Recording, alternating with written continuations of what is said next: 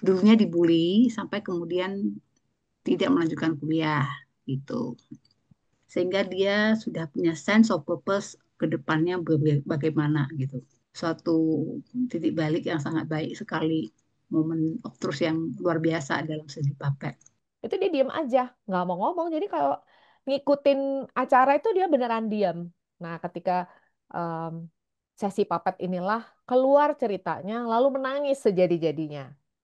Nah, apa saja tantangannya, Bu, eh, yang mungkin dihadapi ya saat menggunakan papet gitu loh, ya dalam mungkin dalam terapi dan gimana cara mengatasinya?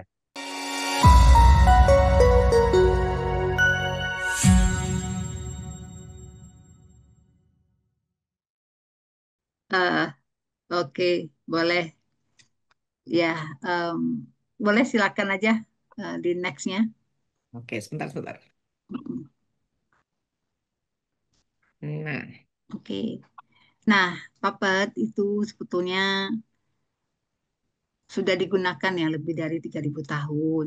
Ini karena saya memilih topik puppet dalam menulis buku terapi kemarin, saya kemudian mencoba untuk cari tahu tentang puppet itu sendiri, ya, dan mendapatkan satu buku Puppet in Play Therapy, dan di sana ada latar belakang tentang penggunaan puppet itu sendiri, gitu.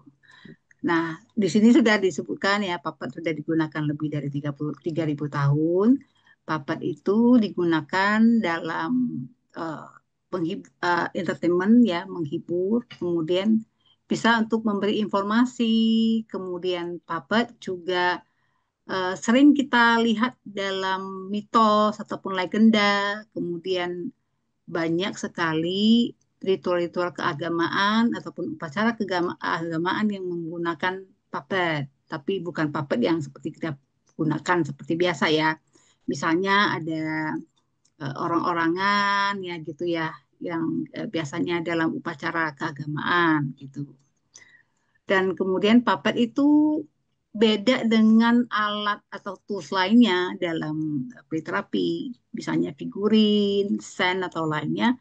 Puppet itu ada pergerakannya. Jadi kalau kita menggunakan puppet ataupun klien menggunakan puppet, puppet itu bergerak. Dia bukan hanya diam gitu. Karena kalau kita pakai puppet kita bisa gerakkan sesuai yang kita mau, sehingga ada sesuatu yang ajaib dan menakjubkan tentang melihat suatu benda mati, si puppet itu sendiri seperti hidup gitu, seperti dia hidup ya itu. Oke. Kemudian em, puppet menunjukkan kualitas manusia. Jadi pada waktu kita berbicara, kita bergerak, kita berkoneksi dengan klien ataupun dalam permainan dalam session, itu puppet itu memang menunjukkan ada kualitas manusia karena bisa bergerak dan bisa berbicara.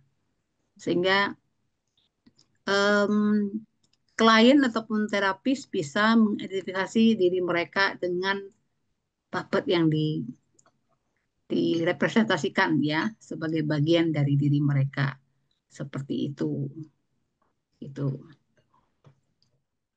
Terus puppet bisa mengubah kondisi mental internal menjadi hidup ya, misalnya kalau seperti tadi ya, Miss Bunga dengan saya, Miss Bunga dengan Jorinya, saya dengan Mumunya. Mumu itu bisa seakan-akan memang jadi teman saya, partner saya dalam sesi malam ini. Mumu menjadi hidup karena Mumu bisa berbicara, menyampaikan pesan. Begitu juga Jori, ya partnernya Miss Bunga dalam hal ini gitu. Jadi bisa menjadi sesuatu yang menghidupkan komunikasi gitu.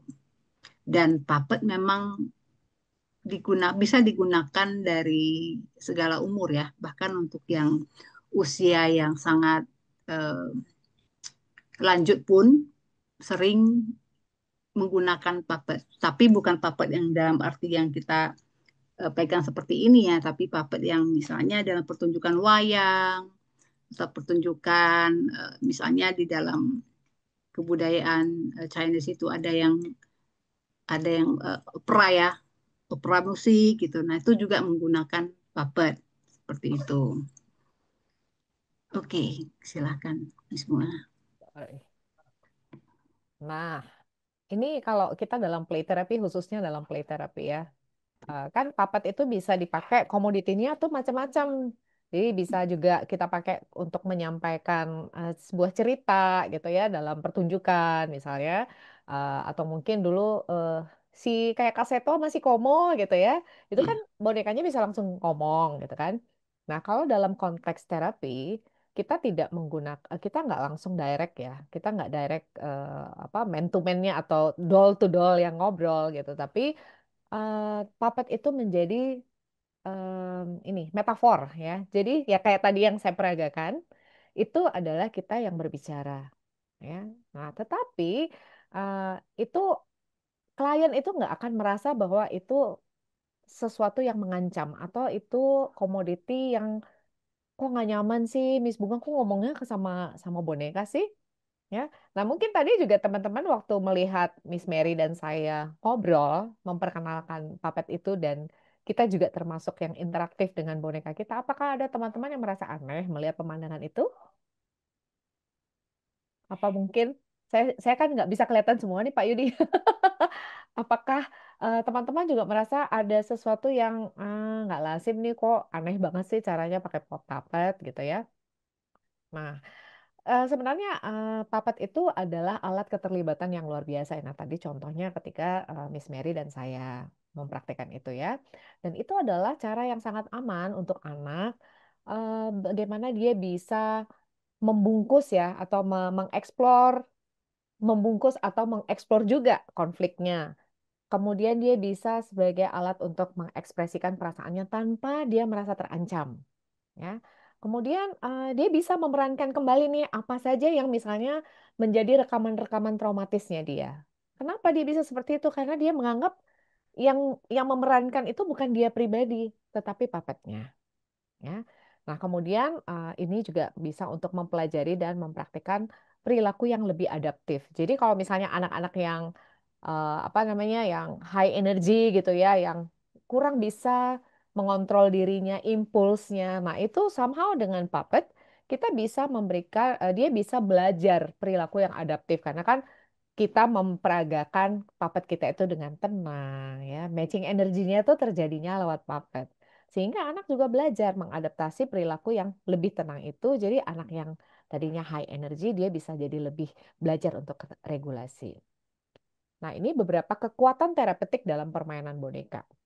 Ya, kita bisa tadi seperti tadi ekspresi diri. Nah, terutama akses alam bawah sadar. Ya, sedikit saja saya spill. Ini kan kalau akses alam bawah sadar ini biasanya bagus sekali untuk anak-anak yang mengalami abuse, ya, trauma-trauma yang dalam gitu ya. Dan papat itu sangat powerful untuk mereka. Kemudian katarsis bisa juga jadi media untuk pengajaran langsung, kemudian proses abreaksi, lalu untuk membangun kesadaran tentang feelingnya, perasaannya, kemudian bagaimana belajar tentang interaksi, lalu bagaimana dia merasakan, kemudian dia bisa menilai dinamika keluarganya, dan dia juga bisa, anak juga bisa mendapatkan bagaimana untuk problem solving juga melalui puppet dan kemudian tentunya latihan perilaku. Nah, saya pasti tidak akan kami tidak akan ngobrol terlalu spesifik ya. Karena bagaimana Pak Yudi? Karena kalau mau belajar spesifik ada kelas-kelas yang lebih mantap yang Pak Yudi nanti ini karena manajer programnya Pak Yudi ya, jadi nanti bisa cerita lebih banyak soal itu. Nah, Oke, saya stop Bu share dulu Bunga ya. atau Bu Mary ya, kan dalam terapi ada kasus-kasus ya, di mana kita menggunakan papet. Ada nggak ya sharing kasus ya, di mana penggunaan papet itu terbukti ya, sangat membantu dalam pemulihan trauma misalnya pada anak. Silakan ya. oke. Saya dulu mungkin Miss Bunga. Ya, Ah, silakan, Miss Peri dulu. oke, oke. Saya cerita dari kasus yang saya tulis di buku juga ya. Seorang anak, bukan bukan anak lagi ya, dewasa, 20-an tahun, 24, 25 tahun, autism spectrum, punya masalah, tidak eh, punya masalah hubungan dengan keluarga, hanya dekat dengan mamanya, kemudian dengan papa dan kakaknya itu tidak dekat ya. Kemudian dia juga dulunya dibully sampai kemudian tidak melanjutkan kuliah gitu. Nah, goalnya sebetulnya awalnya adalah supaya si anak lebih bisa regulasi diri secara emosi, bisa setidaknya keluar dari rumah itu tidak yang takut ya. Kalau keluar dari rumah itu bisa takut, kemudian tidak mau kemana-mana gitu. Dan awal-awalnya juga ya tidak begitu gampang ya, terus terang sesi-sesinya berjalan sampai pada satu saat di mana dia mengambil satu papet dan kemudian karena dia ngambil satu papet, saya juga ngambil satu papet ya. Kebetulan papet yang diambil adalah papet kucing dan karena di rumah itu dia sangat punya pet kucing, jadi sangat nyaman dengan kucing. Nah, dari sanalah interaksi dan raport yang sangat intens terjadi, di mana saya merasa hubungan saya dengan dia itu jadi sangat ini ya, sangat terbentuk dia dan dia sudah mulai sesi itu dia mulai bercerita tentang keadaan keluarganya, tentang papanya, mamanya, kakaknya, kekecewaannya, apa yang terjadi. Dan saya sangat kaget sekali karena sebelum-sebelumnya itu untuk dia mau masuk ke ruang terapi aja udah sangat susah. Kadang dia bisa yang membenturkan kepala di dinding, kemudian dia sampai marah banget sama mamanya gitu. Tidak menyebut papanya papanya tapi suamimu gitu, ngomong sama mamanya suamimu gitu. Padahal itu papanya, maksudnya papanya gitu. Dan sekarang ya saya sangat happy dia sudah bisa melihat masalah dia dan masalah keluarganya itu sudah terpisah. Awareness-nya itu sudah sangat luar biasa. Jadi hubungan dia dengan papanya juga semakin baik. Dia tahu apa yang bisa dia kontrol, apa yang tidak bisa dia kontrol. Sehingga dia sudah punya sense of purpose ke depannya bagaimana gitu. Itu saya happy sekali ya. Saya pikir itu suatu titik balik yang sangat baik sekali. Momen of truth yang luar biasa dalam segi Papet. Tapi tentu saja bukan sesi itu saja, bukan dengan klien itu saja ya. Banyak sekali klien-klien, misalnya yang selektif mutism yang menggunakan puppet akhirnya berhasilnya bagus gitu ya. Tapi nggak apa-apa Miss Buga, ayo silakan di-sharing pengalamannya. Iya, iya, iya. Kalau mau cerita banyak ya. Banyak, banyak benar. Nah, itu tadi kalau cerita kasusnya Miss Mary itu kan yang spesifik di dalam terapi ya. Nah, kemudian saya punya pengalaman yang sangat menyentuh itu sebenarnya ketika kami melakukan psikoedukasi di Gempa Lombok. Saya pas ketika itu gempa pertama itu kan udah parah ya, gempa pertama. Em, itu kami mengumpulkan anak-anak, kami campnya itu di depan RSUD Mataram. Dan itu proses baru berjalan hari pertama. Lalu malamnya gempa susulan yang hampir 7 skala Richter itu yang dia memang parah banget. Jadi bisa kebayang betapa traumatiknya anak-anak itu luar biasa ya karena mereka aja untuk bisa diyakinkan mereka tinggal di tenda saja masuk masuk ke tenda padahal itu tenda nggak ditutup ya. Tenda itu bisa apa terbuka lah gitu. Masuk ke tenda aja mereka udah nggak percaya. Nih kebetulan waktu itu pas aja sorenya sudah berhasil dimasukkan ke tenda mereka sudah oke. Tahu-taunya malamnya itu jam 11 itu gempanya luar biasa. Nah, eh, saya pun yang belum mengalami gempa sehebat mereka pertama itu juga sempat khawatir. Aduh, ini saya di negara apa di tanah orang ini ya.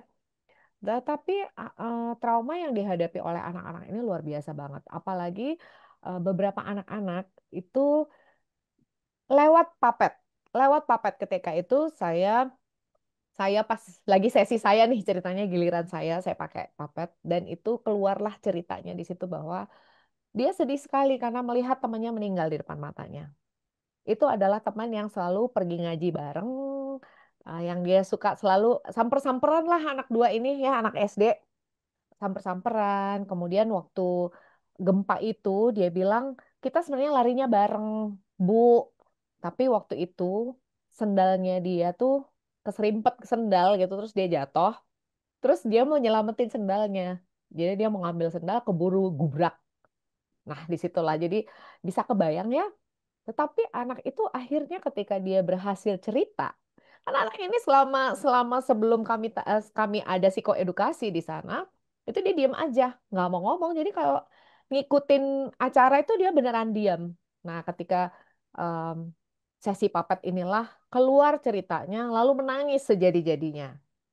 Lanjut lagi menangisnya di tendanya ketika sudah selesai. Tetapi kan walaupun itu temanya psikososial, psikoedukasi, tetapi kami tetap ada containing ya di situ. Kita tetap contain setiap trauma-trauma yang terjadi.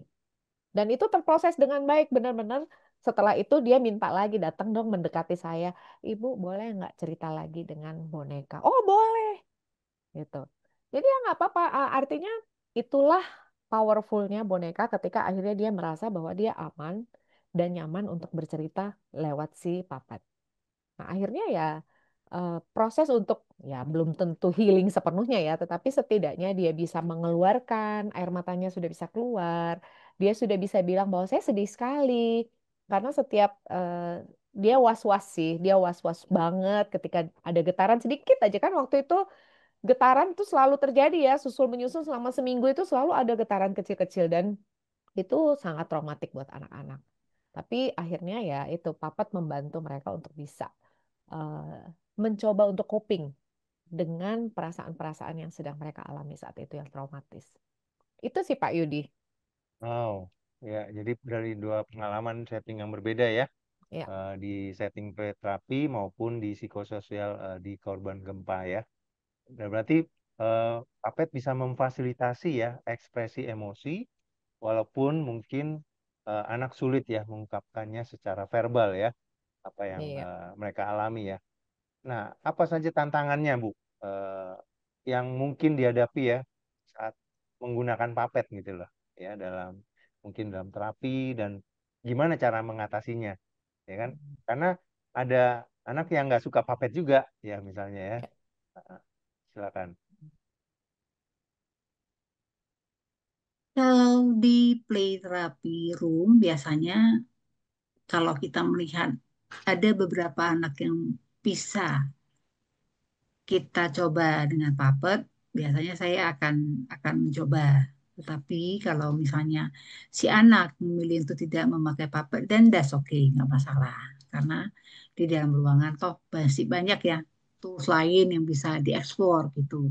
Jadi tetap prinsip accept the child ya, child lead itu semua tetap kita pakai selama selama di sesi play therapy gitu. Nah, kalau tantangannya apa, so far sih saya tidak melihat ada begitu banyak tantangan ya sejujurnya ya.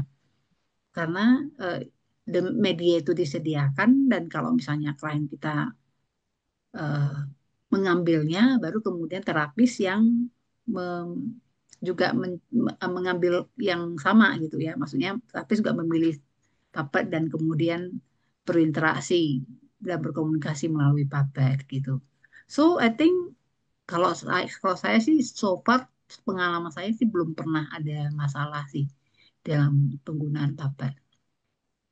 Ya, ya. Jadi Ya. pendekatan non direktif ya sangat membantu klien bisa menjadi diri mereka sendiri ya. Kalau mereka suka, mereka akan gunakan ya. Kalau Ya, mereka nggak suka, mereka gunakan media yang lain. Oke, Bu Bunga mungkin mau sharing Ya, juga. saya tuh pernah sih, tapi saya nggak menganggap itu sebagai sebagai, aduh, mateng deh gitu ya enggak. Tapi ketika itu memang ketika pemilihan ya, pemilihan puppetnya itu. Jadi misalnya puppetnya itu kan anak milihnya yang agak kecilan gitu ya. Tapi ternyata puppet yang tersedia saya juga, waduh, puppet yang benar-benar seimbang sama dia kebetulan satu itu lagi nggak ada gitu kan. Jadi biasanya kalau kita dalam konteks terapi itu papat itu pasti ada dua ya. Jadi kalau ukurannya kecil berarti harus ada dua. Ukurannya medium dua. Gunanya untuk apa? Supaya kita bisa berpasangan gitu ya untuk matching energi. Nah, ketika itu ada satu papat yang sepertinya dia memang sedang sembunyi di tempat yang berbeda gitu ya, nggak ada di tempat yang biasa dan klien saya ngambil gitu ya. Jadi saya berpikir, aduh, kalau kalau saya pakai puppet yang agak gede, susah juga nih. Tapi saya pakai, lalu saya bilang, hari ini hari ini waktu itu saya kalau nggak salah anjing ya. Hari ini anjingnya agak gede, but it's okay karena hari ini hmm, anjingnya mau datang dan ada di dalam ruangan ini. Tapi saya mention dulu bahwa dia agak gede gitu. Nah, jujur kalau misalnya mau mau kita nggak percaya diri, itu bisa akan mengganggu proses. Kenapa? Karena anak itu akan menyerap energi kita. Akhirnya proses matching energi itu nggak terjadi. Tapi karena saya percaya dengan saya sudah kasih tahu bahwa ini bonekanya kayaknya anjingnya hari ini agak gede gitu. Nah, saya percaya aja bahwa klien saya mengerti. Ini sih penting juga ya, saya share sedikit aja kenapa setiap kalau saya di ruangan itu saya selalu memakai eh, tools yang sama untuk puppet ya, puppet yang sama. Kenapa? Karena saya sendiri memakai puppet itu harus punya koneksi sama si puppet. Ya, walaupun walaupun pada prakteknya misalnya saya berpraktek di ruangannya orang lain misalnya ternyata dia nggak punya puppet yang saya bisa connect. Ya nggak apa-apa, itu beda kasus. Tapi ketika saya sendiri berada di ruang praktek saya, lalu saya tahu ini adalah puppet yang saya connect, maka inilah yang saya pakai. Kenapa seperti itu? Karena penting sekali energi saya itu diserap oleh si klien. Karena kan biar bagaimana ketika proses matching energi terjadi, anak yang sulit regulasi emosi itu dia jadi belajar untuk meregulasi emosinya dapat energi yang kita kita sediakan ya. Misalnya kliennya itu high arousal. Jadi kita bisa membantu dengan menolong dia menyamakan energi supaya dia kurang lebih setara, kurang lebih. Jadi nggak pasti harus gini banget ya. Itu. That's why kenapa kita perlu connect sama si puppet itu dan itu prinsip ini sangat membantu saya sehingga akhirnya klien pun juga eh, menyerap energi yang optimal dalam proses itu. Begitu Pak Yudi.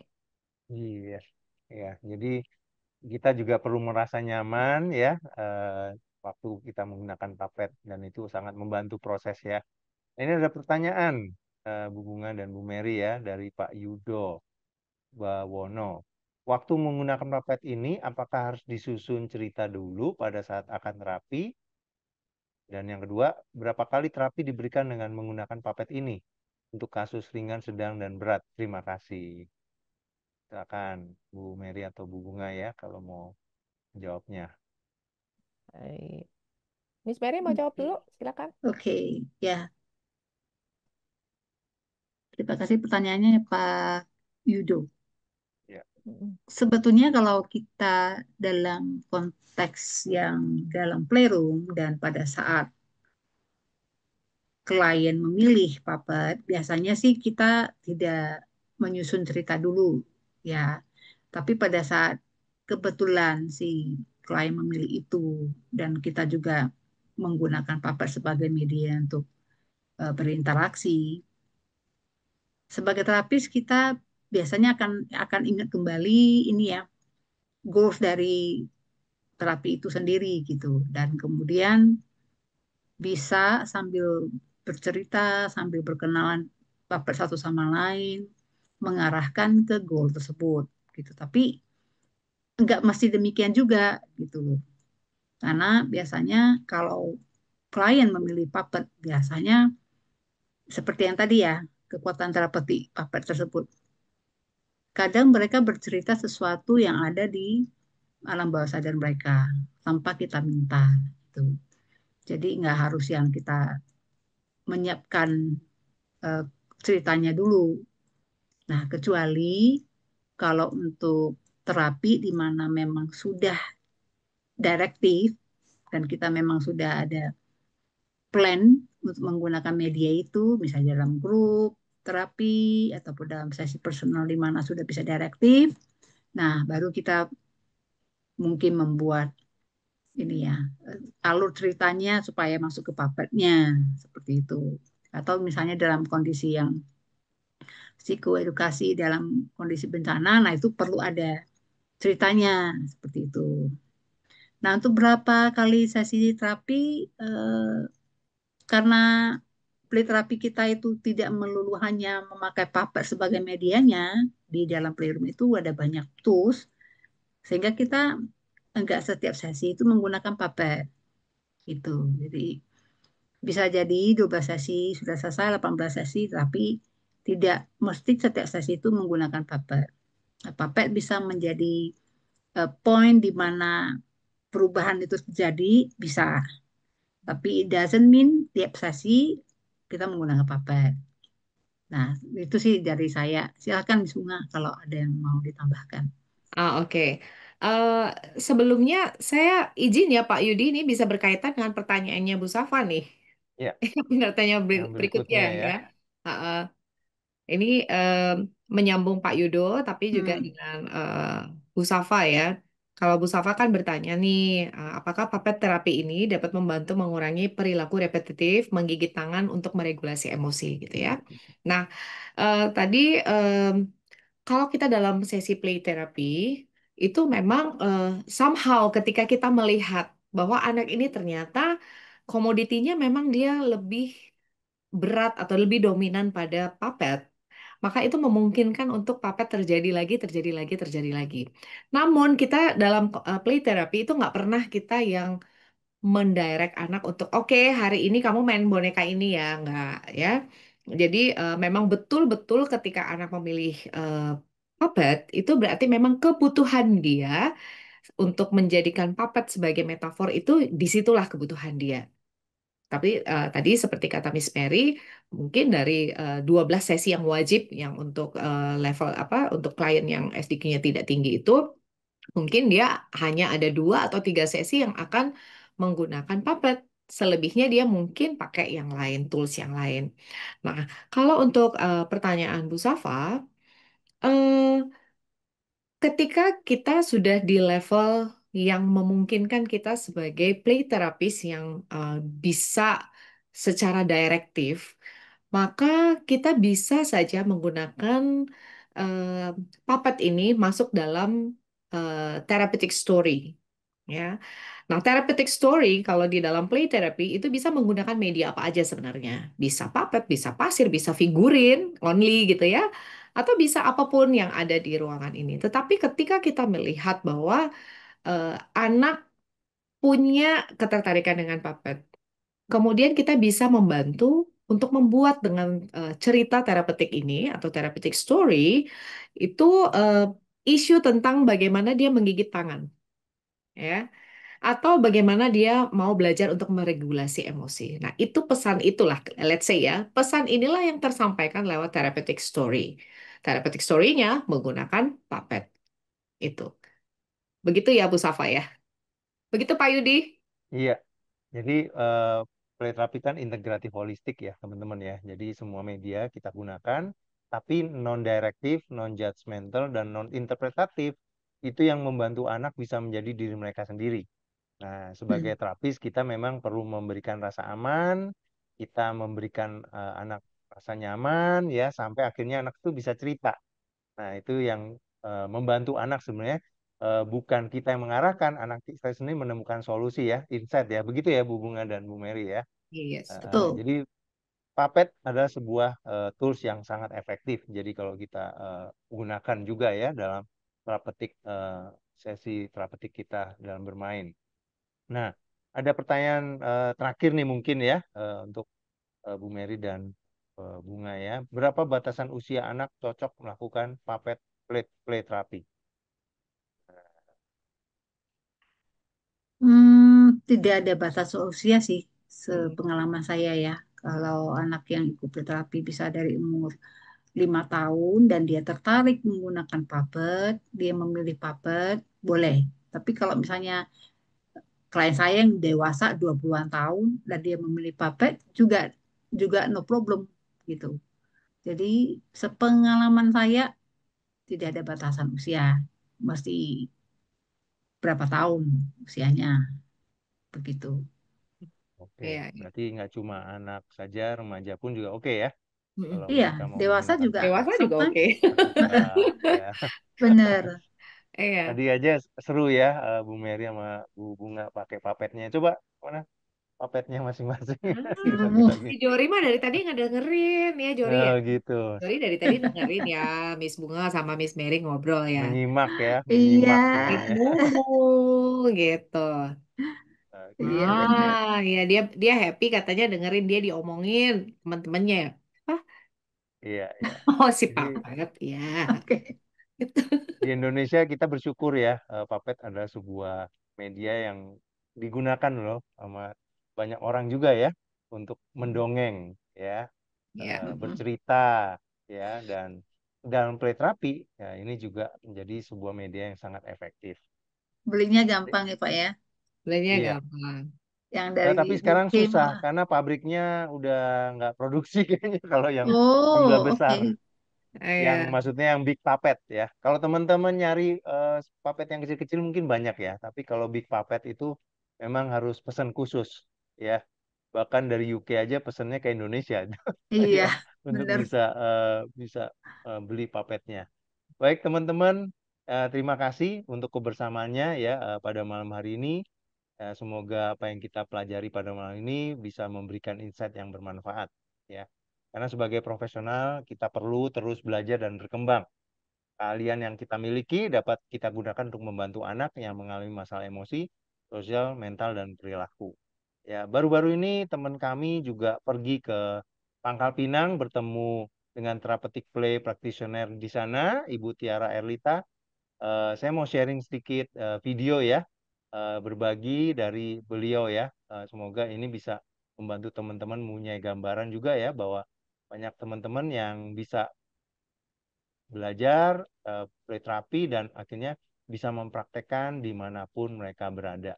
Ya, saya izin share videonya kepada teman-teman sebelum kita mengakhirinya. Halo, saya Tiara Erlita, seorang psikolog klinis anak dan remaja, juga praktisi terapeutik play skill. Hari ini saya ingin berbagi seputar pengalaman pribadi saya dalam menjalani kedua profesi ini. Ketika belajar sebagai psikolog dulu, fokus utama pendidikan kami itu lebih pada asesmen, membuat laporan, penegakan diagnosis, dan konseling dengan orang tua. Tapi kalau bicara soal intervensi yang mendalam, terutama untuk anak-anak, itu baru sedikit sekali tersentuh. Namun, seiring waktu dan melalui praktik beberapa tahun ini, saya semakin sadar bahwa intervensi itu yang sangat dibutuhkan, terutama untuk anak-anak dan remaja dengan isu tantangan sosial, emosi, dan perilaku. Nah, disinilah therapeutic play skills atau play therapy menjadi sangat bermakna. Melalui permainan, anak lebih bisa mengekspresikan isi pikirannya, emosinya, bahkan trauma-trauma yang dihadapi tanpa harus bercerita dengan kata-kata. Kita masuk ke dunia mereka dengan bahasa yang mereka pahami. Dan menariknya, proses ini nggak hanya berdampak pada klien. Justru pada sesi-sesi supervisi dengan supervisor saya pun merasa terkonten. Saya belajar untuk lebih mempercayai lagi proses-prosesnya. Trust the process. Saya merasa lebih aman dan itu membuat saya bertumbuh baik secara profesional maupun secara pribadi. Nah, jadi buat teman-teman psikolog atau siapapun yang tertarik di bidang anak dan remaja, jangan ragu untuk mendalami intervensi, terutama terapi-terapi untuk anak dan remaja. Karena terkadang dari proses yang terlihat sederhana seperti bermain, justru terjadi perubahan besar. Terima kasih sudah menyimak, semoga bermanfaat. Oke, terima Oke. kasih Oke. teman-teman semua untuk kebersamaan kita pada malam hari ini. Bila teman-teman mau info lebih lanjut mengenai program play therapy, ya kita ada di website cae-indonesia.com ya. Kita bersyukur ya dari tahun 2014 kita sudah mengadakan kelas sertifikasi play therapy. Jadi untuk info lebih lanjut silakan hubungi kami. Dan sampai ketemu lagi di webinar kami berikutnya. Jadi kita nih berseri ya. Kita udah banyak bicara tentang art, cerita terapeutik, hari ini puppet, nanti ada media-media yang lain juga yang akan kita bicarakan. Nah, sekarang sudah tepat jam 8. Nah, di Play Therapy itu kita start on time, endingnya on time juga ya. Terima Oke. kasih semuanya, salam sehat ya. Selamat malam. Terima Eh, kasih semuanya. Bye.